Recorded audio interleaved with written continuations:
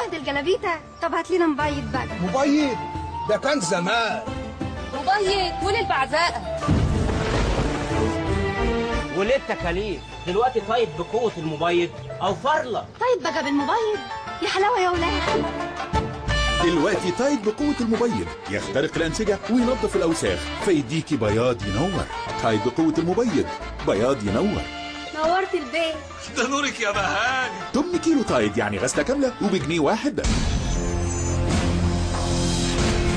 احنا هنقعد هنا 10 ايام. شفرة حلاقة واحدة؟ ده انت ضروري تحلق كل يوم. ما تقلقش، دي فاكتور. جيلات فاكتور الجديدة مطلية بالكروم، وشفرة واحدة هتديلك 10 مرات حلاقة مريحة ب2 جنيه بس.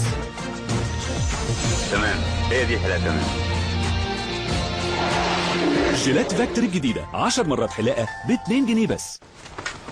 صباح الخير يا عم سيد. صباح الخير. هات لي تمن جبنه على قد الغدوه وتمن لانشون على قد العشوه وكيس اريا. تمن برضو؟ اريا التمن؟ ايوه، اريا للتمن على قد الغسل.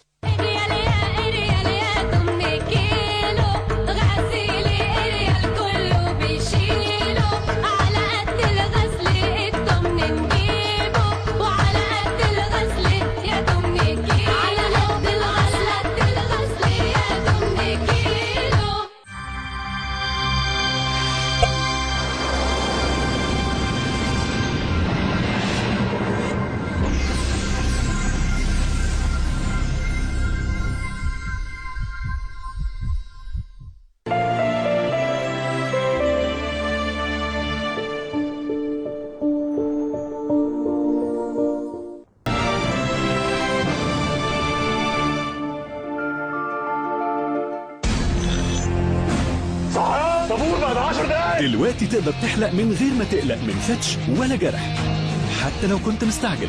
جيلات فاكتور الجديدة بالشفرتين اللي فيها والراس المتحركة اللي بيخلوها تمشي مع تفاصيل دقنك من غير ما تقلق من فتش ولا جرح. حرام حرام. ايه ده؟ دقنة طويلة. تمام، هي دي حلاقة تمام.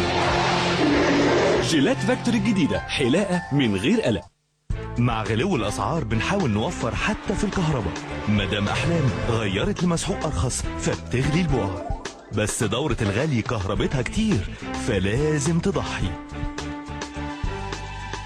مع اريال مدام ابتسام ما بتغليش وما بتضحيش، لأن اريال بيزيل البقعة الصعبة على البارد فتوفري 90% من كهرباء غسالتك. نظافة تبهر حتى على البارد،